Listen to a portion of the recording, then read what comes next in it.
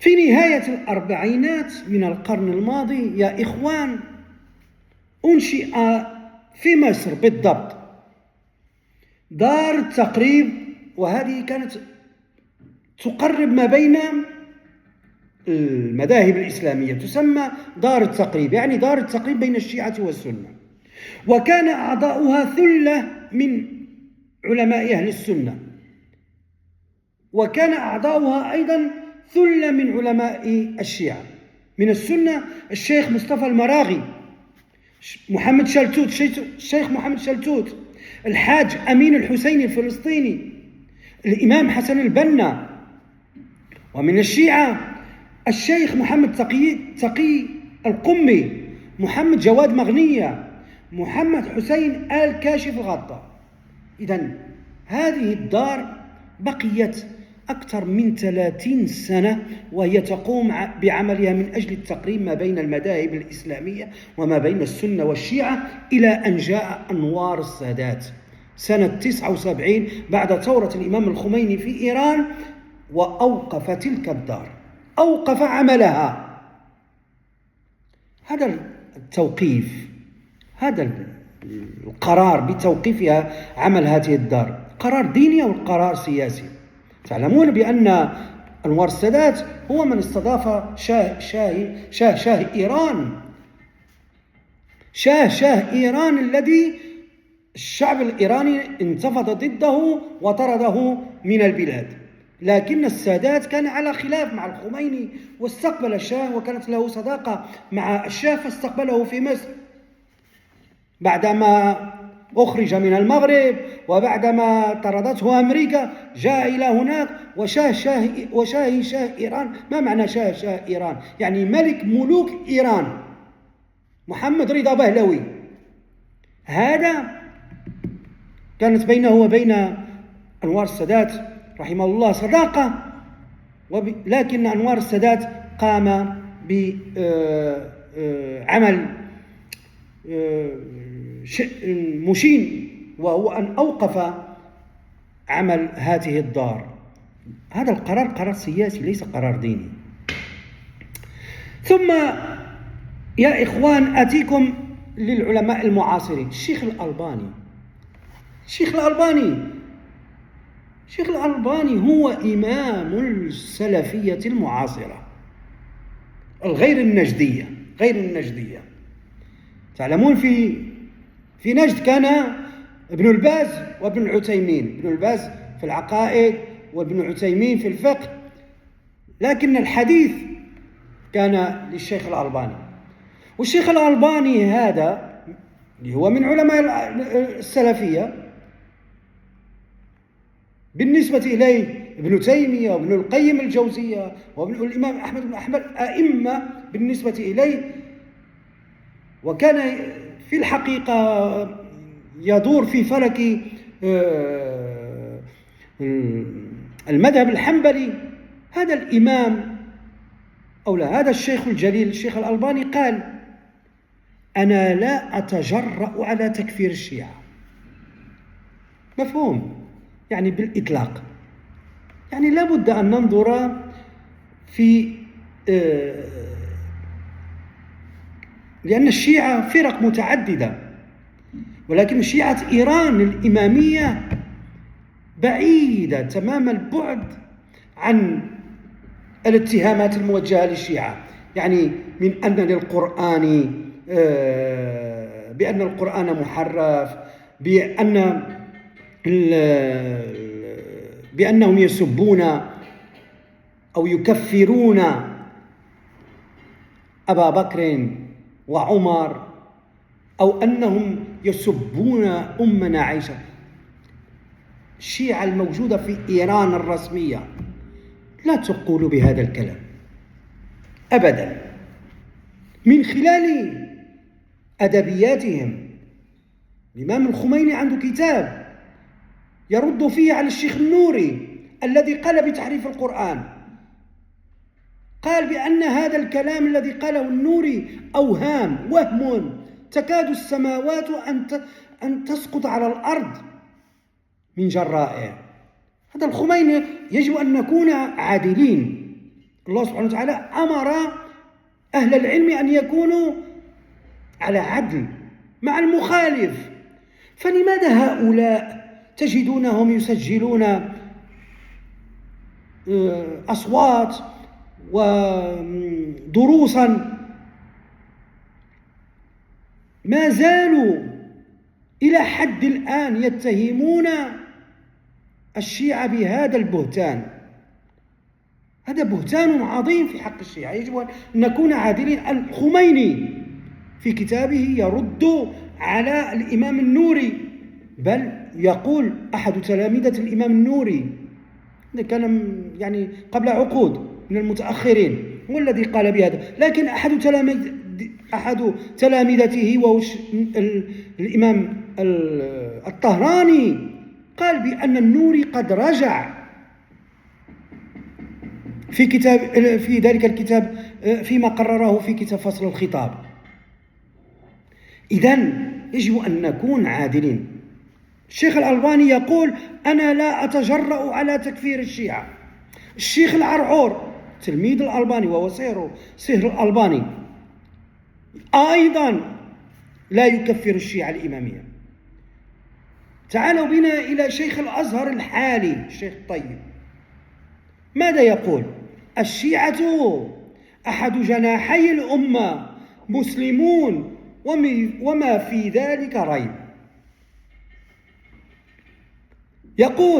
ويقول أيضا: قرآننا واحد، يعني قرآن السنة أو الشيعة، قرآننا واحد، نبينا واحد، قبلتنا واحدة، فرائضنا واحدة. ويقول: ولا تلتفتوا لمن يقول بأن للقرآن قرآن آخر، كل هذا كذب. إذن هذا علماء درسوا التشيع، درسوا ما في المسطور عندهم، كما قال الإمام الشعراوي. الإمام الشعراوي أيضا يقول: ما وجدنا مسطورا عندهم وجدنا هو مسطور عندنا. إذن حتى الإمام الشعراوي لا يقول بتكفير الشيعة أبدا.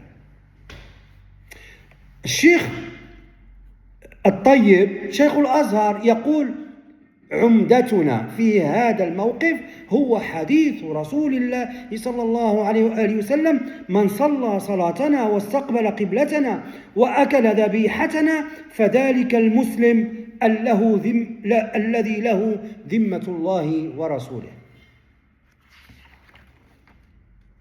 تعالوا بنا لنروا أحد علماء السعودية، وهو الشيخ صالح المغامسي، هو إمام مسجد قباء. الله أعلم هل ما زال هناك أم غير إلى مسجد آخر.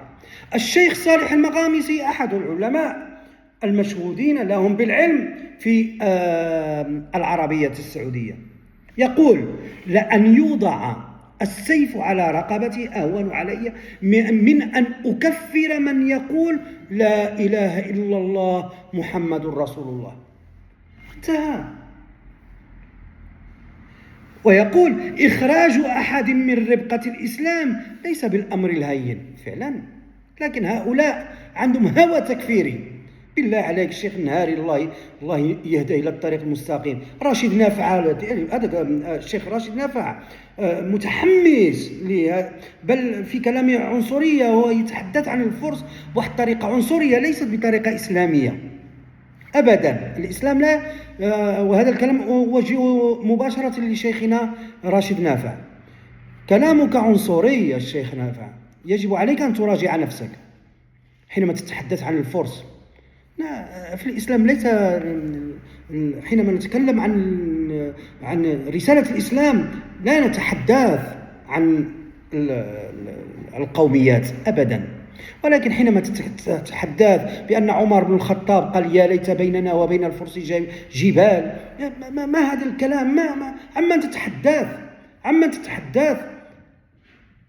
هل إيران التي تقول اليوم لا إله إلا الله محمد رسول الله هي إيران التي كانت في وقت إيوان كسرى؟ ما لكم كيف تحكمون؟ شيء غريب. يقول الشيخ المغامسي: لأن يوضع على عنقي لأن يوضع السيف على عنقي أهون علي من أن أكفر من يقول لا إله إلا الله محمد رسول الله. ويزيد ويقول: إخراج أحد من ربقة الإسلام ليس بالأمر الهين. وهنا يفتح باب النقاش ويقول: سب الصحابة الذي قد يكون إحدى أدلة هؤلاء الناس من أجل إخراج الشيعة من الإسلام. يقول: سب الصحابة من أعظم المنكرات، لكن لا يصل لحد الكفر. ويستدل ويقول: أهل نهروان من الخوارج قاتلوا سيدنا علي.